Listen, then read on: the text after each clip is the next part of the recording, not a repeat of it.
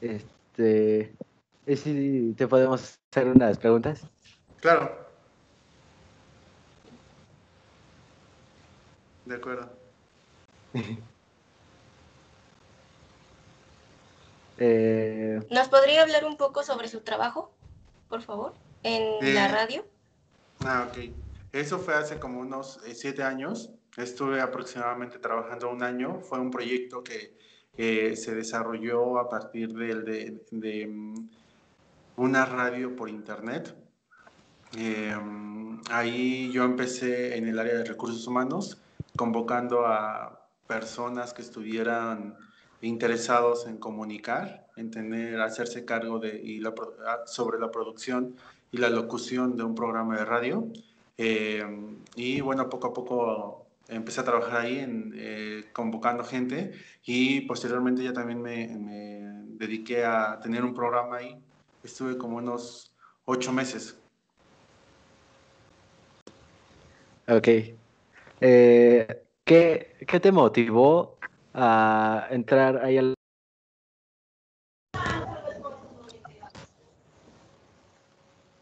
Pues realmente fue un proyecto que era muy bueno. Les comento, fue hace como 7 años. Entonces todavía, digo, ustedes son millennials, ¿no? Entonces quizá para ustedes el tema de tecnología, de hecho ya ni siquiera son millennials, ya es otra generación, ¿no? Pero para esa etapa, para nosotros fue como una nueva tecnología. Fue algo que empezaba todavía con los youtubers, que empezó con los influencers, cuando recién iniciaban las redes sociales, en un boom grande. Ya, digo, ya teníamos un tiempo con Hi5 en ese entonces, con otras redes sociales que ustedes quizás ni siquiera conocieron. Apenas empezaba Facebook. Recuerdo que era muy nuevo esta aplicación. Entonces, ese proyecto a mí me invitaron justamente porque eh, pues iniciaba todo el boom de la tecnología y del desarrollo. Era una radio por internet. Entonces aproximadamente cubríamos un 70% del horario. Teníamos programas desde las 2 de la tarde hasta las 12 de la noche, y eran programas de 1 hora, de 2 horas. Durante toda la semana teníamos los programas. Habían programas de radio, habían programas de entretenimiento, programas de noticias. En fin, la idea en general era comunicar, ¿no? Como cualquiera radio en general, de frecuencia, de onda, pero a través de internet. Entonces, este proyecto, pues por alguna razón yo entré ahí, me invitaron y así fue como inició. La idea era empezar a generar contenido eh, en internet. Como periodista, ¿cuál ha sido su mejor experiencia? Pues mira, realmente uno de los programas que yo generé y que tuve oportunidad de producir era un programa que se dedicaba a convocar a distintos fans. Entonces, en este caso teníamos una relación con Sony Music, quienes eran los que nos vinculaban con distintos grupos de fans, clubs de fans, y a partir de eso los invitábamos al programa. eh, los invitábamos para que ellos nos pudieran hablar sobre bueno, sobre sus experiencias, ¿no? Con los artistas, pues, que ellos seguían. Entonces, uno de los programas, o parte de la experiencia que recuerdo mucho, es que una vez fuimos por parte de Lucha Libre, la experiencia, que era una exposición que se hacía en aquel tiempo, y fuimos invitados 2 años consecutivos. Entonces, la verdad era como un evento grande, que era un evento donde nos invitaba Ocesa, y realmente creo que esa fue una de las experiencias más grandes. La otra que recuerdo también fue a cubrir un evento. No me tocó a mí acudir, pero sí estar en la parte de la producción, que era un evento en Mérida, eh,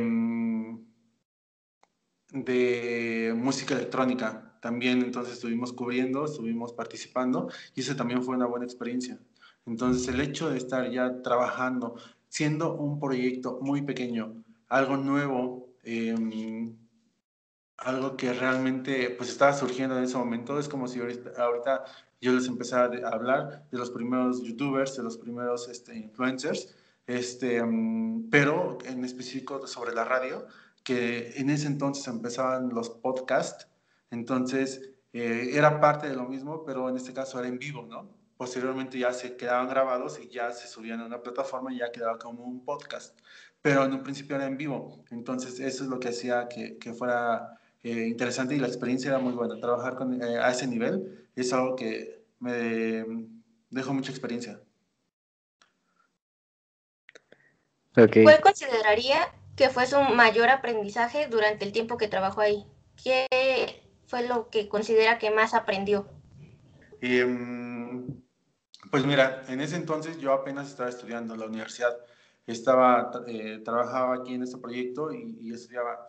Entonces, yo creo que no tiene tanto que ver con la comunicación, pero sí tenía que ver mucho con convocar al personal, a los compañeros que iban a conducir, que iban a producir y sobre todo que mi responsabilidad también era mm, pues hacer toda la parte editorial, ¿no? De los programas, verificar que se cumplieran con las normas,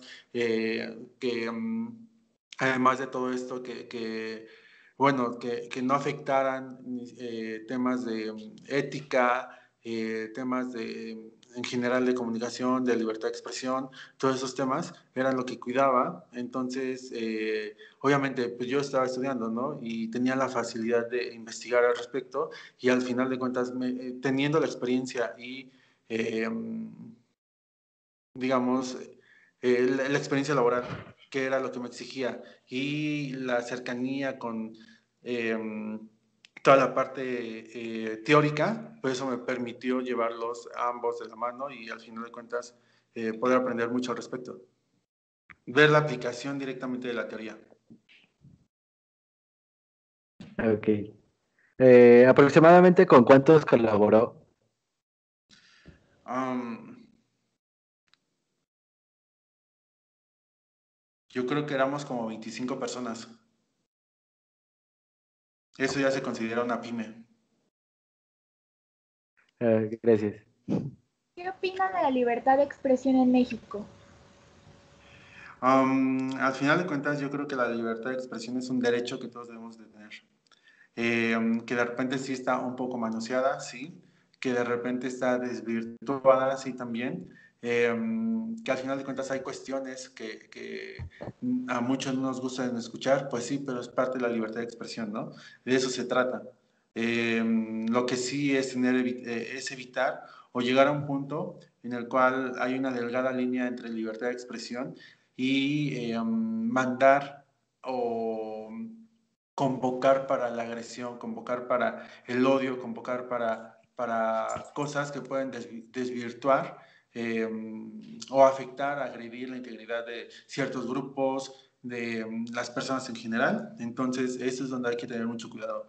La libertad de expresión es algo que todos tenemos como derecho, pero es sobre todo más en el área de comunicación, sobre todo los que tienen pues alguna audiencia, sea poca, sea mucha, deben tener cuidado para evitar esos temas. Acuérdense, Gracias. el derecho de cada uno de nosotros termina donde empieza el derecho de los demás. Entonces, si tenemos el derecho de expresarnos sin llamar a la agresión para alguien más. Ok, gracias. La siguiente pregunta, ¿qué piensas sobre la juventud mexicana? No sé.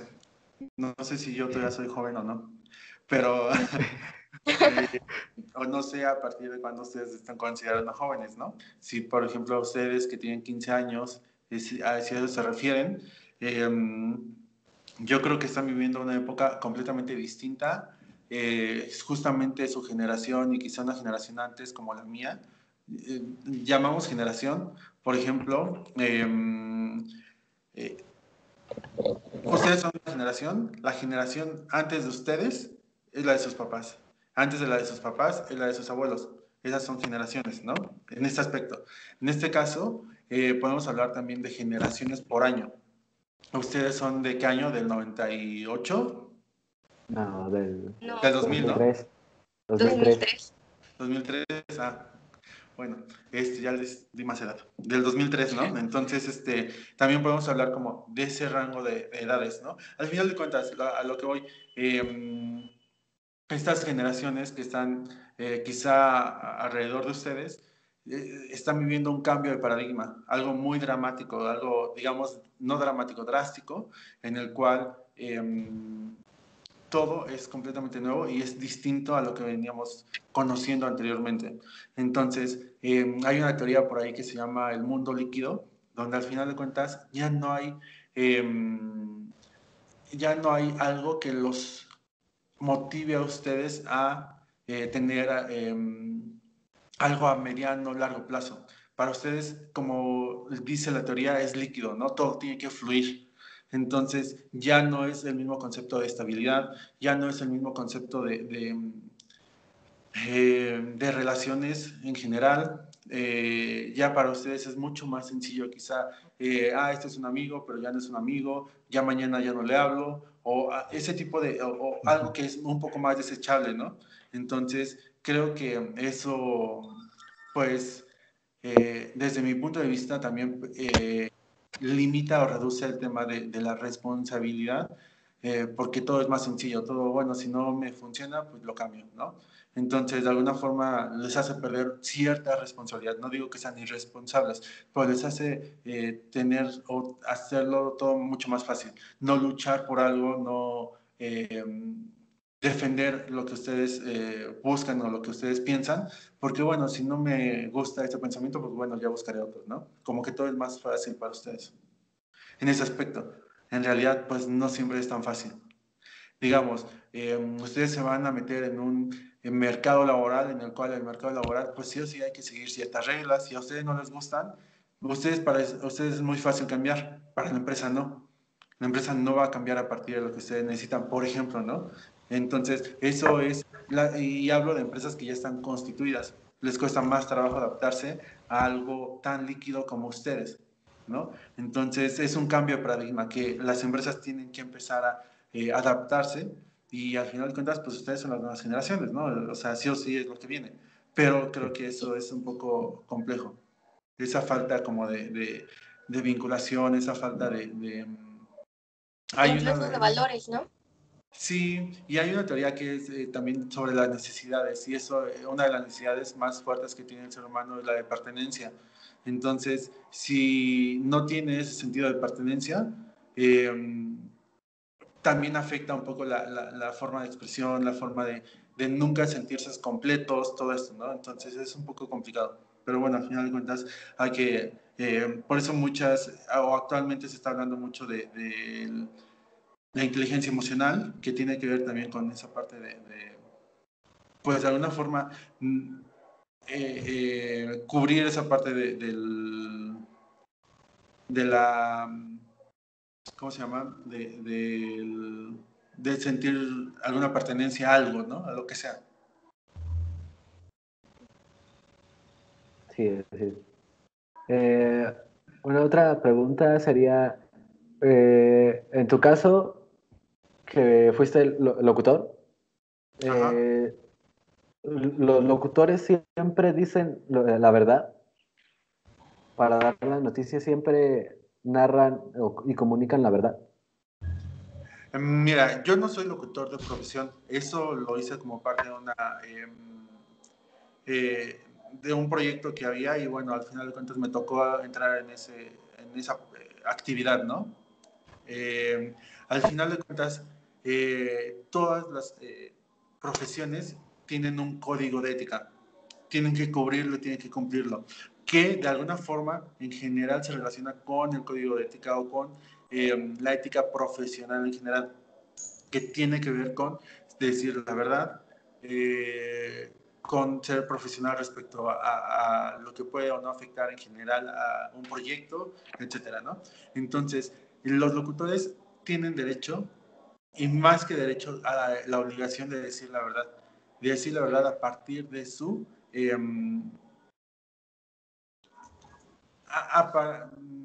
vaya, hay dos cosas. Si uno dice a partir lo que está sucediendo, a partir de su perspectiva o de manera subjetiva, está editorializando una nota, ¿no? Pero si uno dice el hecho tal cual está sucediendo, sin adjetivizar, sin dar una opinión, eso ya es algo más concreto, algo más veraz, ¿no? Porque de alguna forma el comunicador tiene la obligación a no sesgar la información para generar una perspectiva sobre lo que está sucediendo, ¿no? De que tiene que decir la verdad, la tiene que decir. También por ahí está como esa delgada línea entre no estoy mintiendo, pero tampoco estoy diciendo todo de manera completa o toda la información concreta para evitar, no sé, o para sesgar la información, el impacto en general, ¿no? Y eso pues no está bien, ¿no? Al final de cuentas eso pierde credibilidad hacia el comunicador. Entonces, de que debería decir la verdad, sí, pero pues en México pocas veces los medios de comunicación lo hacen de manera veraz. Hay muy pocas empresas que se dedican a hacerlo de manera objetiva, pero sí, se debería hacer así. Ok, la siguiente pregunta es, ¿qué le diría a los jóvenes que piensan elegir este camino pero no están seguros? De la comunicación, como Sí. comunicólogo. Sí. Así es. Ok, Sí. porque podemos caer un poco más en la parte del periodismo, ¿no? Que es una profesión distinta, que va relacionada, pero no, al final de cuentas ustedes se están refiriendo a la comunicación, ¿verdad? Ajá. Sí. Sí. Ok, nada más, simplemente es cubrir y respetar el código de ética. Al final, eso es algo que les va a generar mayor satisfacción y que al final de cuentas les va a permitir conservar la integridad ante el público, ¿no?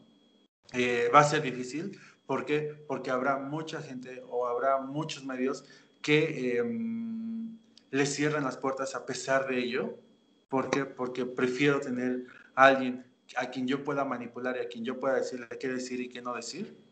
Y de esa alguna forma puede a ustedes cerrarles oportunidades y todo esto. Pero al final de cuentas, creo que es más satisfactorio cumplir un trabajo, hacer un trabajo en el cual tú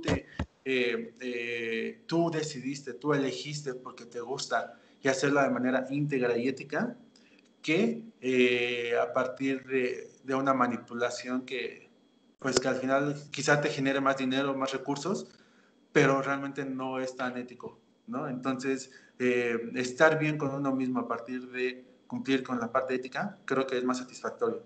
Entonces, si ustedes deciden tomar esa decisión, creo que es mucho más sano. También es parte de las responsabilidades y de las necesidades que nosotros como sociedad necesitamos, gente más ética y más responsable sobre lo que está diciendo. Ok, gracias. Muchas gracias. Otra pregunta. ¿Cómo se llamó la estación donde trabajó? Es openradius.com. Open Radio. Sí, no sé si todavía está la página por ahí. ¿Aún está el proyecto en donde trabajó usted? No, ya no estoy, ya me parece que ya no continúa el proyecto. Ah, bueno. Muchas gracias. Muchas gracias. Muchas gracias. Le agradezco. Le agradecemos mucho su tiempo. No es nada. Espero que les sirva. Sí, Muchas Sí, gracias. muchas gracias. gracias. Nada. Buena tarde. Adiós. Igual. Bye. Buenas tardes.